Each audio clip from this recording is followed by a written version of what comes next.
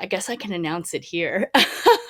But so Blonde Blitz did get media credentials for NFL for the Super Bowl. So yeah, that I Congratulations. thank you. So yeah, to have, my own podcast represented at the Super Bowl this year, I'm super blessed and I'm super excited. And thank you to my team too, because my team is amazing. I have an amazing group of like people who I work with and who are on camera with me as well. That's absolutely incredible. Congratulations on that. That is no easy feat to even the potential of getting credentialed access for the Super Bowl. It feels like Fort Knox most of the time, and even names that you would expect get credentials don't always end up being Mhm. as fortunate. So that is no easy feat. So congratulations on that. Thank you. Yeah, I'm excited. Can't wait. Join me, Jeremy Swick, on Into the Unknown, a podcast that delves into the personal journeys, stories, and experiences of individuals across diverse professions. As a historian by trade, I firmly believe that our personal histories shape our present and offer valuable insights into our paths ahead. With that being said, let's get into it. On this episode of Into the Unknown, I am joined with a very special guest, Deb Whitcas. How are you doing today, Deb? Hey guys, I'm good. How are you? I am doing amazing. I just want to say thank you for taking the time to talk with me today. Absolutely. It was very exciting when I got your email to come on the show. So One of those things, and we were talking a little bit before the show. One thing I miss about working in college sports and the pro sports, I miss the gear. yeah. Do you? Every once in a It's while, it was always nice to have a nice sweatshirt, or a nice jacket, or a college football Hall of Fame polo or pullover. Yeah, I think got from all the swag. I have like from the Rose Bowl, I got a nice leather satchel one year, and then I wanted the jacket. I wanted the college football playoff jacket, but I think I got another little purse thing that they gave out the one year that 1 or 2 years that I covered it.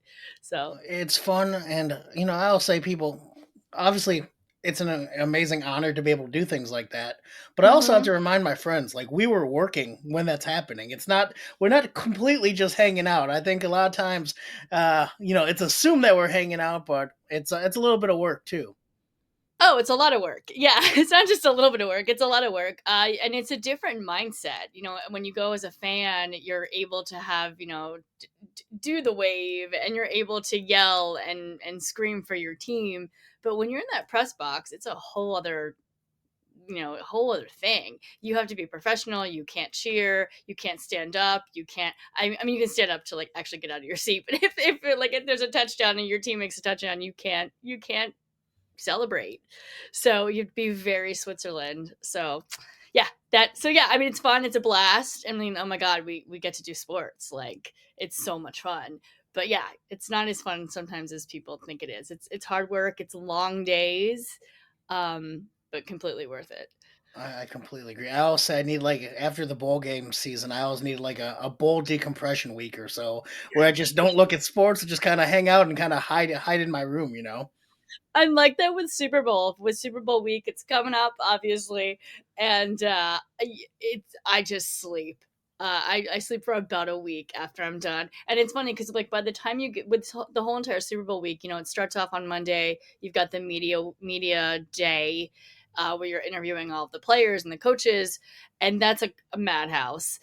You have to like try to get your questions in with what hundreds of media, and but you do it because it's your job, and then the rest of the week you're out and about doing different events and player availability, and yeah, and then you get to Super Bowl and you're like, I'm tired. Like there's so much leading up to it, and I know the same thing with college football season. It's the same thing with all the bowls and covering that must be exhausting too, but again, fun. Fun. It is a good problem to have when I'm exhausted from watching so much football. Yeah, yep. But then, like, after the season's over, I go into like a bit of a depression. Like I'm so used to having football 24/7 around, and then it's just gone. I feel like and then at least like XFL, I covered XFL, I covered USFL for a while, so that kind of got me through. This season UFL is around, so I'll probably watch a little bit of that too.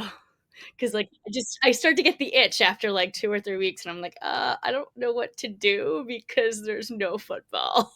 Exactly, exactly. Wait. Kind of going back to what we were talking about with the radio row and the media row. I don't know about Hmm. you, but a lot of times it's those connections you've made ahead of time instead of trying to grab a player, an athlete, or a coach during the if they don't know you. Sometimes it's a little bit more difficult. I found a lot of times using those past relationships and connections always is helpful.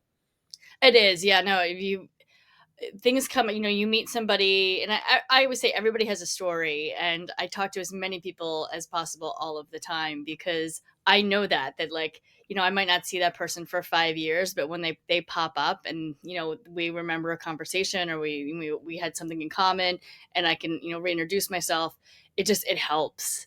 You know what I mean? Like, it just you yeah, I agree with you. Networking is everything, and you never quite know. Like, I just got a phone call from someone who I worked with, God, probably 20 years ago, and they knew I'm in football now, and in sports, and asked about a gig, and I got a gig because they remembered me from 20 years ago, and now I'm getting a paid gig from it. So you just never know. You never know.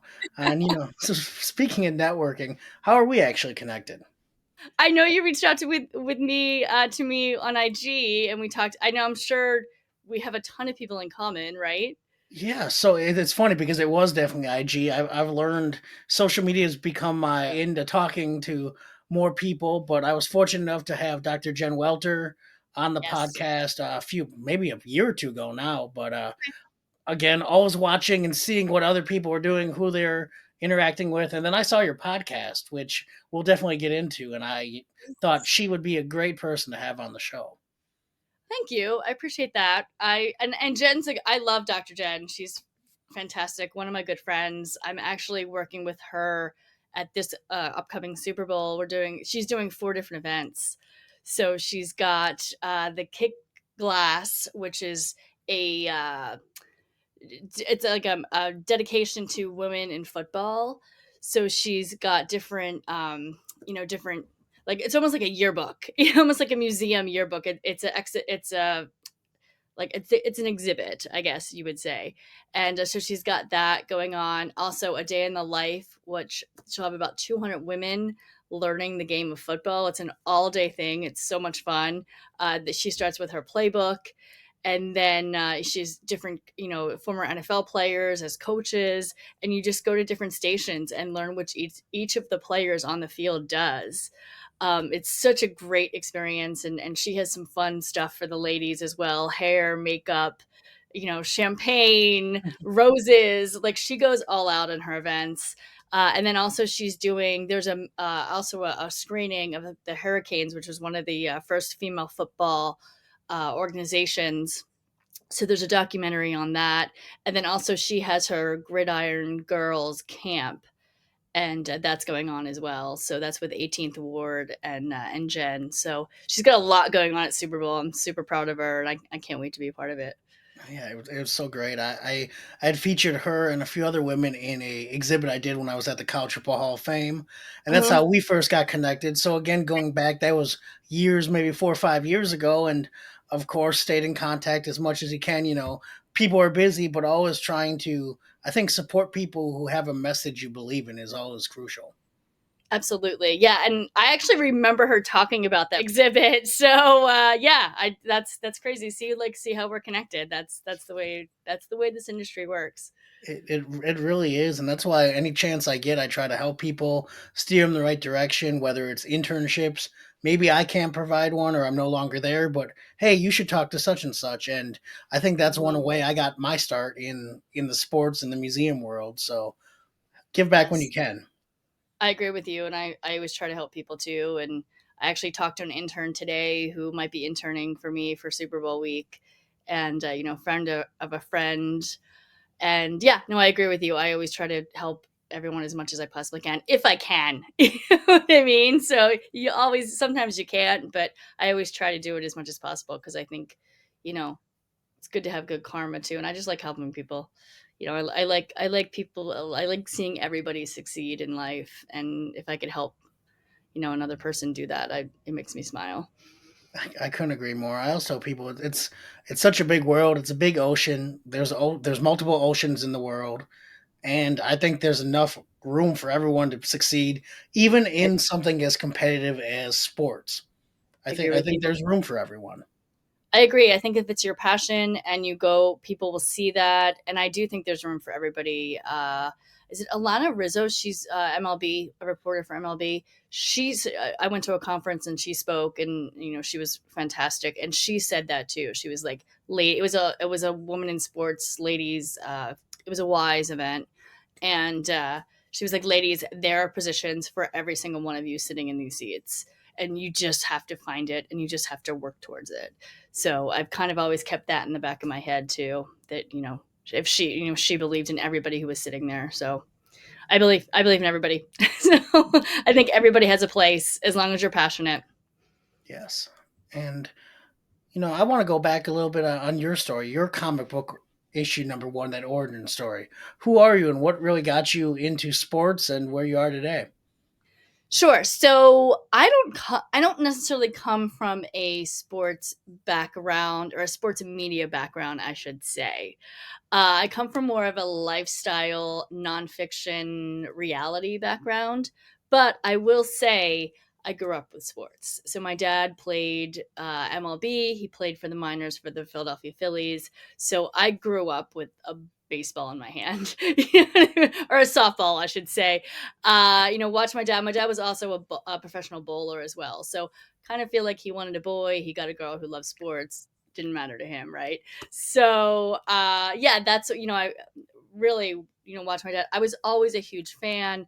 Went to the Phillies games. We watched the Phillies games from 3 rows from behind the home plate. So I was spoiled. I used to flirt with the bat boy all of the time. Me and my friends, we were 12, you know. So really, really good memories in a stadium. Always been a huge Philadelphia Eagles fan. And watched the games with my dad as well. And he kind of taught me the way football worked. And just kind of always, sports was always kind of an escape for me from reality TV, from the nonfiction world. And I've been in the nonfiction reality world for about 20 years, and just kind of was starting to get a little burnt out of it, to be honest, and started to kind of think, what else can I do? Like, what else do I love? And I didn't want to stray too far from media, because I really do think that's where I belong. But I was like, why don't I do sports? Like, what? It can't be that hard of a pivot from a nonfiction background, writing. Everything is stories, right? I'm a good storyteller, and I know that. So I figured, wouldn't be too hard to go from the nonfiction programming to sports. To be honest, it's been a little harder than I thought it was going to be, but I've done okay. So yeah, just I literally had that thought in my head, and I also have a lot of friends who are athletes, have played on different teams that I keep in touch with, and watching them on during the games is so much fun to see. People that and are friends with and know their families and so forth. So I kind of always just kind of hung in the sports circles too. So yeah, so I literally just had that thought, and even at work, I'd be at work and I'd be having to like be editing something or researching something, and I was like literally on my laptop, like looking at what the latest scores were. So in my head I was like, I probably would be pretty good doing this for a living. So I literally just looked at my laptop and I said, hey, like, let me look up how do I become a sports reporter. And Lee Steinberg's conference popped up, and it basically described what I was doing. Like, they were like, for students or for someone who wants to pivot from another job to sports, this conference is for you. So I was living in Atlanta at the time. I flew to LA, was at Pepperdine, went to the conference, and kind of just started there, started networking at that event. And to this day, like, I talk with Lee. His Chris Cabot too, his CEO. It's Equity Sports now, is their management company. And yeah, I mean, I'm going to Lee Steinberg's party at Super Bowl this year too. So so yeah, this is kind of how I started. What got you into media to begin with? Obviously, that's not a career path everyone chooses. It's interesting you said I've been in TV since I was 12. So I I was literally 5 years old watching television, and I told my mother, "I wanna do that. Get me an agent." It's 5. So she looked at her 5-year-old and she said, "Absolutely not." And she basically said, "When you're 18, you can do whatever you want, but my 5-year-old is gonna play sports. She's gonna she's gonna dance, she's gonna sing, she's gonna do everything she wants to do." But my mom refused to get me an agent and refused to do any of that stuff. But she did make sure, she put me into theater, and I took the dance classes. I did all the sports. I played softball. I played I played field hockey. I played tennis, gymnastics, kind of anything I could do. So yeah, that's kind of how I got started, I guess. And then I started. It's funny. Started as I was a dancer on a show called Dance Party USA, and it filmed in Philadelphia. So I got. I know you're laughing. I know, you know it. So I was very lucky. I was a guest a few times on that show. And then in college, I was, captain the cheerleading, captain of my dance team, and I went on spring break, and I got cast on MTV's Spring Break, MTV The Grind. So I was on a couple shows for that. I was in the casting director's faces 24/7, and then I also went to college for TV, and I was very lucky because in my high school we had a TV station in my high school. It's still there, called I did the West Report. So, and it's actually funny. One of my colleagues now, Heidi, that I went to high school with, she did the West Report with me, and now she works at NFL Films. So it's crazy that we're both in sports, both blonde and both in sports. But yeah, I used to do the morning, high school report, or the weekly high school report, and I would report on anything, the events that was happening in the school, or any of the sports things that were going on. And then in college, there was a TV station as well. And I just got really involved in my college TV and did a bunch of internships at like the local TV station in Elizabethtown, Pennsylvania. And yeah, just kind of, then I got lucky. I was on spring break and I met Jerry Springer for college, and he gave me. I got an internship with the show, and then kind of the rest is history. That's incredible. And I think so much of it in general in life is exposure. The fact that you were able to experience being on and working on TV in high school to show that Mhm. maybe that was even a path you remotely considered. Yeah, and it's interesting you say that because there was a group of like 5 or 6 of us who did the news, and I think Heidi and I, out of all those people, were really the only people who actually went into broadcasting. I still talk with everybody, and it was funny. The one time, one of the guys, Dave, came up to me at one point years later. He'd seen me somewhere, and he was like, "You went into TV, didn't you?" And I go, "How did you know?" He's like, "No, it was obvious that that's where you were going." He went into marketing, but I was like, "I thought you would too." And he actually was one of the sports anchors, and I thought he would, but he didn't. So yeah, no, I do think that was a huge. To be exposed to it that early was huge. And I used to, when I was really young, I was an only child, and I used to do commercials with my friends. We, with our boom boxes. I'm aging myself, and I know it, but so, um, but I'd talk into my boom box, and just play like I was a commercial broadcaster, and I would play what I saw news anchors do on TV. And years later, here I am, with a microphone, stick mic, some hosting, and obviously producing as well. Yeah. So So, it's funny. It's those full circle moments. I was talking to my parents the other day, and they were mentioning they were watching some old home videos of me and my sister recording each other, making movies, just doing silly things. And I don't know how I feel about that. They still exist in the world, but they're it does make still me laugh. there. I think I hopefully can control the narrative of before those get released. Absolutely. But it's always fun. It was fun to make them then. It's fun to see them now, you No, know. absolutely. So you get into producing. What was that experience like for you? You had mentioned going into being an anchor, doing all that, growing up and having that interest. What was that like? As far, I always wanted to be on on camera, but then in college, I realized that I was really good at TV producing. And there were actually people, who I worked with in college that were so good on camera that I was like, ooh, like they have me beat. And I felt like producing was just a little bit more practical for me, go like leaving college. So that's really what I went into first, and was pretty successful. I've produced, God, probably 35 different shows now in my career.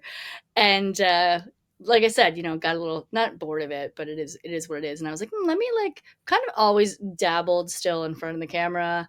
And I do really enjoy it. I love the red carpets and stuff like that. So I've always just kind of had little gigs here and there. And then for sports, I was like, let me just try to do it on camera. So that's what we're still going for. Deb, I love that you mentioned that. As you mentioned, you had quite a bit of success producing. And I think it's weird and it's hard to explain to people. Every once in a while, I feel like you get that moment, you're like, all right, I am ready for whatever is next. I Yeah. remember being at the 2022 National Championship. Georgia had just won their first one in years. Confetti's raining down.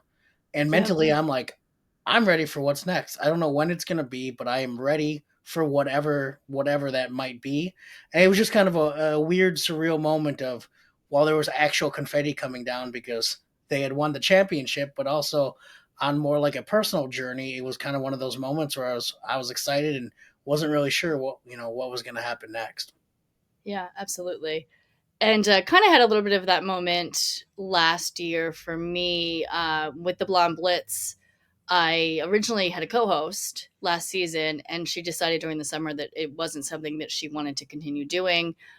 So obviously, wished her total success. And in my head, I was like, do I want to continue doing this alone? Like I've got a full workload. I do animal rescue. Like I have a lot going on, and I was like, you know what? I have to do it. And I was like, I'm ready for this next step. Like, I'm ready to host my own show. Like, let's just go for it. And that's what I did. And I'm so glad that I did that because, and I guess I can announce it here. um, but so Blonde Blitz did get media credentials for NFL for the Super Bowl. So yeah, that I Congratulations. thank you. So yeah, to have, my own podcast represented at the Super Bowl this year. I'm super blessed and I'm super excited. And thank you to my team too, because my team is amazing. I have an amazing group of like people who I work with and who are on camera with me as well.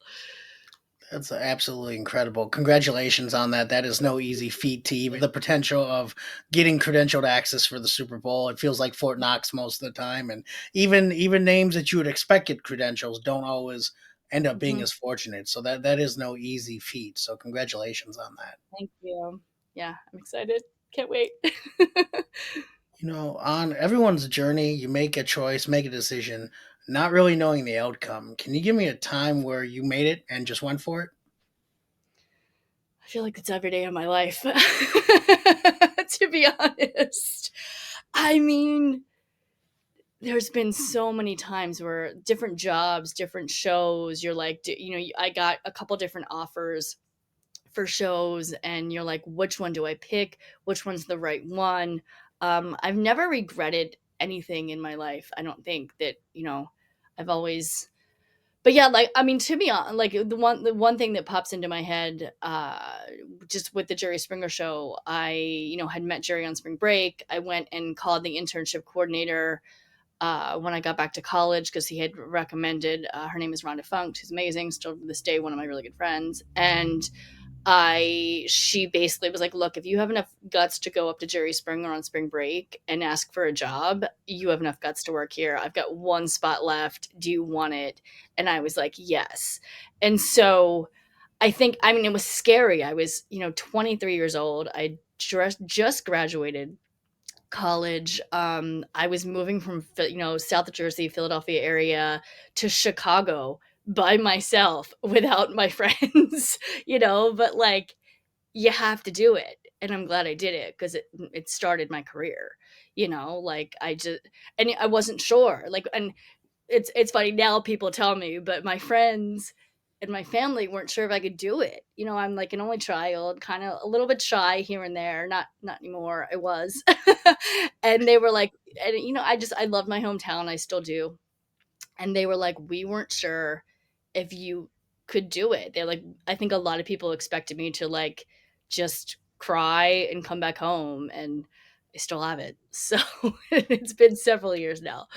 So yeah, I think that's one thing that I just wasn't sure, but I was like, I have to do this, and I did it.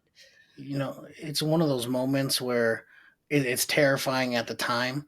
But I think one Terrible. thing I realize about the world is we don't know the other side. We really don't know what would happen if you would have said no to that job. I think when I die one day, hopefully not anytime soon, I would love to be Hopefully able to go back and kind of choose your own adventure. What if I would have taken this job? What if I would have done that? But not. I think the more and more you do things like that, as scary as it is, it gets a little less scary each time when you have to Mhm. make a decision like that.